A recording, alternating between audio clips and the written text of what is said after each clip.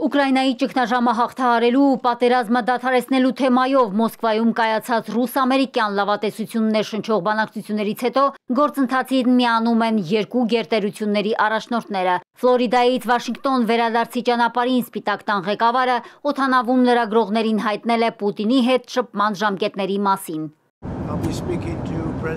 Նախագահ Պուտինի հետ կխոսեմ երեքշաբթի։ Հանգստյան օրերին շատ աշխատանք է արվել։ Ցանկանում ենք տեսնել, կկարողանանք վերջ տալ պատերազմին։ Գուցե կարողանանք, գուցե ոչ, բայց կարծում եմ, որ շատ լավ հնարավորություն ունենք։ Թրամփը խոսել է նաև հրադադարի բանակցություններում զիջումների մասին։ Կարծում եմ կխոսենք տարածքների ու էլեկտրակայանների մասին։ Ինչպես գիտեք, սա շատ մեծ խնդիր է։ Որոշ հարցեր արդեն քննարկել ենք կողմերի հետ։ Ռուսաստանի դիրքորոշումը ճշտելու համար անցած շաբաթ Մոսկվայում էր Թրամփի հատուկ բանագնաց Սթիվ Ուիթքոֆը։ Պատերազմն ավարտելու ուղիները Պուտինի հետ քննարկել է 3 ժամ։ Լուրեր շրջանառվեցին, թե Կրեմլի ղեկավարն ամերիկացի բարձրաստիճան հյուրին սպասեցրել է 9 ժամ։ Թրամփը հերքել է տեղեկությունը, կեղծ լուրեր տարածողներին էլ անվանել հիվանդ դեգեներատներ։ Մինչդեռ Սպիտակ տան բանագնացը դրական է գնահատել ռուս-ամերիկյան շփումը։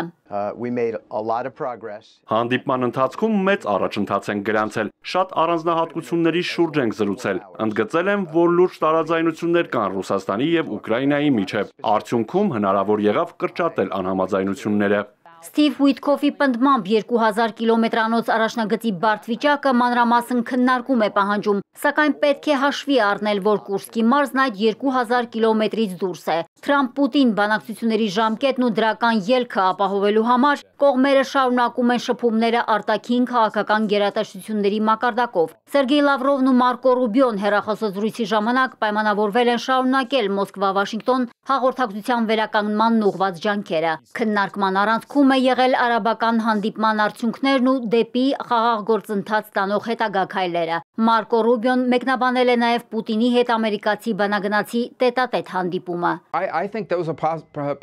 Կարծում եմ, սա խոստումնալից հանդիպում էր։ Բանակցությունների մանրամասների մասին առայժմ հրապարակավ չենք խոսի, բայց հուսով եմ շատ շուտով կկարողանանք այս մասին հայտարարել։ Այս հարցում մարտահրավերները շատ են, քանի որ պատերազմը շարունակվում է, ոչ ոք չի պնդում, որ հեշտ է լինելու։ Ուզում եմ, որ բոլորը հասկանան, առաջին նպատակը կրակը դադարեցնելն է, երկրորդը կողմերին բանակցային սեղանի շուրջ բերելը, պատերազմը դադարեցնելու համար։ Ըստ պետքարտուղարի ոչ մի փուլ հեշտ չէ, սակայն երկրորդ փուլին անցնելու համար անհրաժեշտ է նախ հաղթահարել առաջինը։ Պուտին-Թրամփ հանդիպմանն անդրադարձել է նաև ռուսական կողմը։ Այն կկազմակերպվի հենց անհրաժեշտություն լինի, ասել է Ռուսաստանի ղեկավարի օգնական Յուրի Ուշակովը, հավելելով, որ անկախ դրանից շփումները շարունակվում են այլ մակարդակներում։ Ռուսաստանում կարծիք է ձևավորվել, որ Ուկրաինայի հակամարտության կարգավորման հարցում գլխավոր խոչընդոտը Եվրամիությունն է։ Հին աշխարհն անդադար խոսում է խնդրի ռազմականացման օգտին։ Մինչ խաղաղության համաձայնագրի կնքման համար հակամարտող կողմերն անվտանգության երաշխիքներ են ուզում, Եվրամիությունը խաղաղապահների անվան տակ Ուկրաինա զորակազմ ուղարկելու ծրագրեր է մշակում։ Ֆրանսիայի նախագահը հայտարարել է, որ կարող է զորակազմ ուղարկել Ուկրաինա առանց Մոսկվայի կարծիքը հարցնելու, քանի որ Ուկրաինան ինքնիշխան երկիր է։ Ռազմական օգնությունից բացի Եվրամիությունը 3.5 միլիարդ եվրոյի նոր տրանշ կհատկացնի Կիևին։ Բանակցությունների ֆոնին Ուկրաինայի իշխանությունը հայտարարել է 3 կարմիր գծերի մասին։ Կիևը մտադիր չէ ընդունել տարածքների կորուստը, ոչ ոք չի կարող Ուկրաինային արգելել անդամակցել այս կամ այն միությանը, լինի դա ՆԱՏՕ-ն, թե Եվրամիությունը, եւ չի կարող լինել երկրի պաշտպանունակության որևէ սահմանափակում։